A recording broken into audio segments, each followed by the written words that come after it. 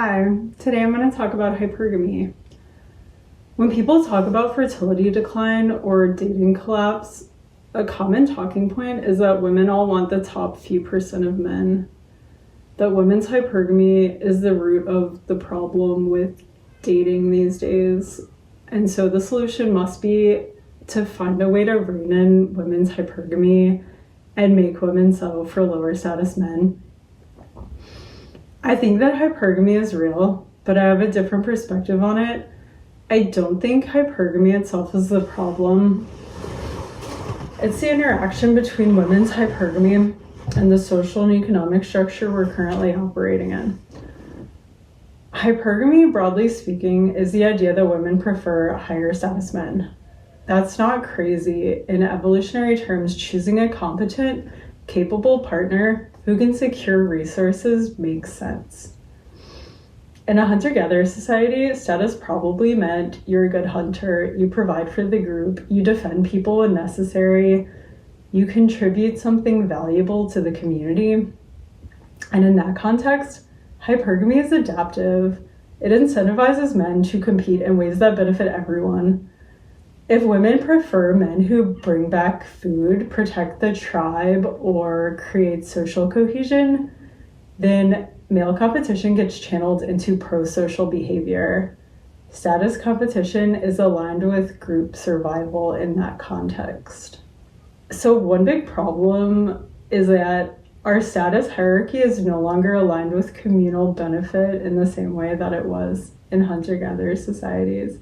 In modern society, status is overwhelmingly tied to money, and in a highly stratified capitalist system, money is structurally unequal. By design, you end up with a few at the top and many at the bottom. We can't all be at the top of a steep economic pyramid.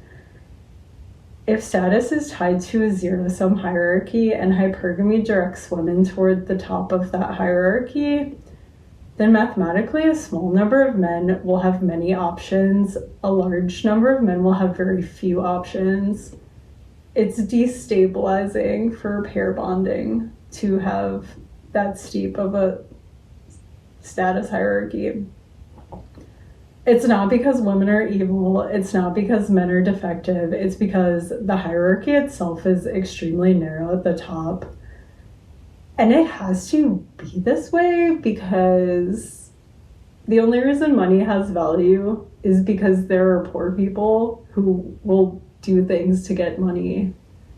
The value of money is that it can be used to control other people. And so if everyone had a lot of money, you wouldn't be able to control anyone with it. Anyway, I've talked about that in other videos, but I just wanna say it's baked in. It's baked into our economic system.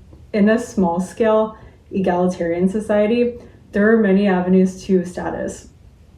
Hunting skill, storytelling, musical ability, social leadership, knowledge, teaching younger people important skills.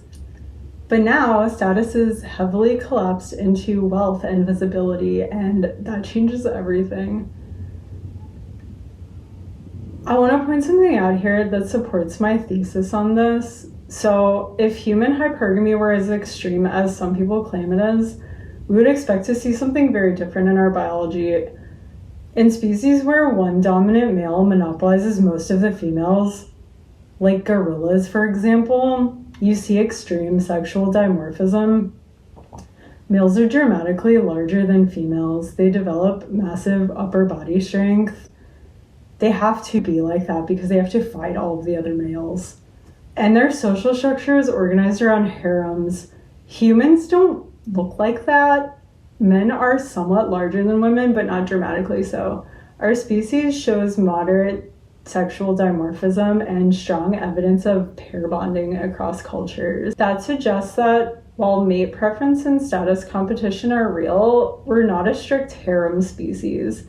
Extreme reproductive monopolies are not our baseline. Historically, There were social and coalition-based limits on how many mates one individual could accumulate. Our biology hasn't changed. It's the structure of the hierarchy and also the scale of our social networks.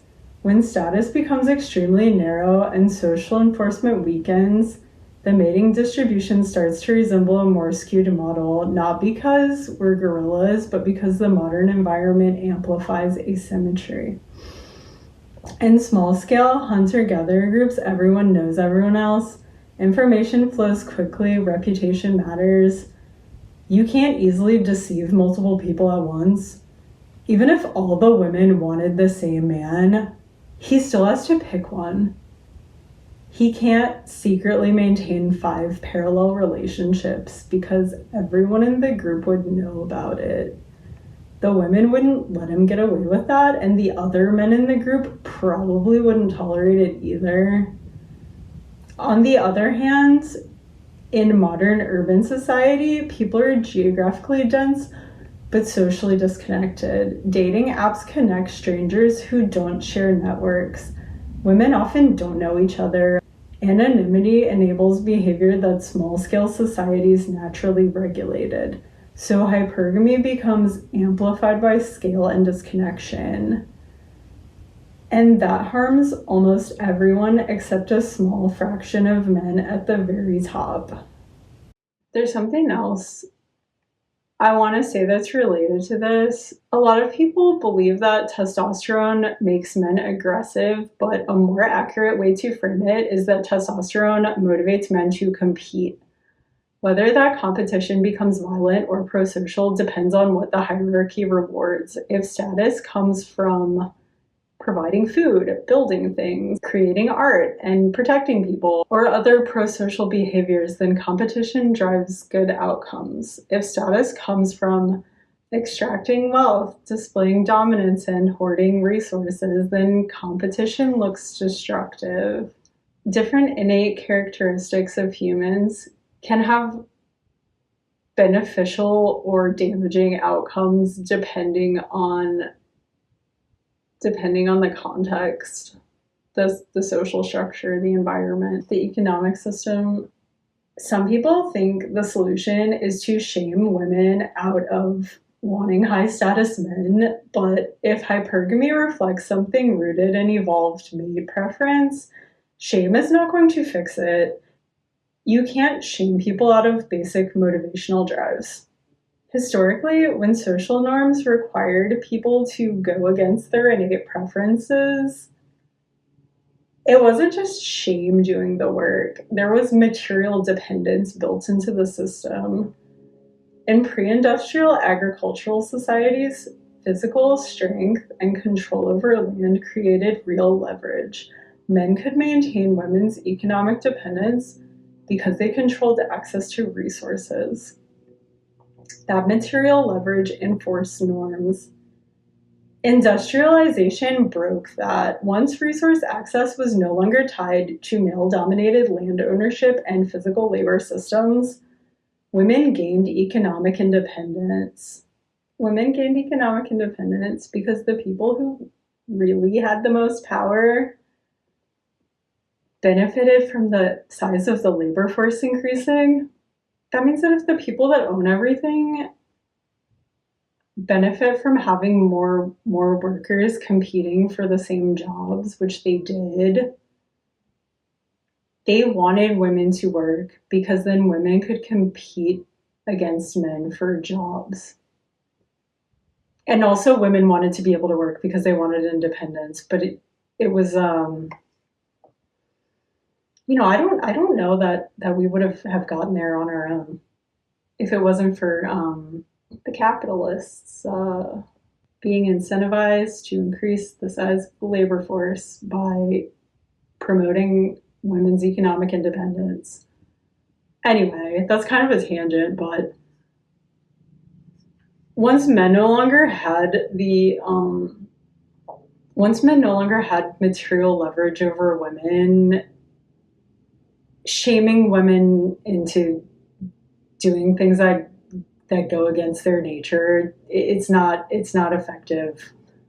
It wasn't the shame that did it. It was the economic dependence. And so, yeah, you'll have people suggest that we should bring back women's economic dependence on men. Reintroducing women's economic dependence would require restructuring economic and legal systems in ways that would significantly reduce women's autonomy, as well as reducing the available labor pool. Because of that, it would be politically and economically destabilizing. So, anyway, the point of all of that is to say that hypergamy is not really the problem. It was adaptive in small scale societies. It's destabilizing in a highly stratified, anonymous, economically zero sum environment. We're operating in a structure that's misaligned with our biology, and this is just more evidence of that. We're not going to fix the misalignment by blaming each other. We're not going to shame men out of competing, and we're not going to shame women out of preferring competence. You can't moralize people into behaving against deeply rooted incentives, behaviors that are almost instinctual. If we want stability, we have to look at the structure and we have to ask, why is status so narrow? Why is wealth so concentrated? Why are social networks so fragmented? Why is reputation no longer local and accountable? The real puzzle isn't how do we stop hypergamy? The puzzle is how do we design a society where innate human drives work for us instead of against us? Where status competition rewards broadly beneficial contributions, and where the functioning of the system isn't contingent on the population being forced into economic desperation. So the conclusion here is that it's a design problem. It's not a problem with women. We don't need to fix women. We don't need to fix men. We need to fix our economic and societal structure. Anyway, if you made it this far, thanks for watching, and don't forget to like and subscribe. And if you have any thoughts about this, I would love to know, so please leave a comment.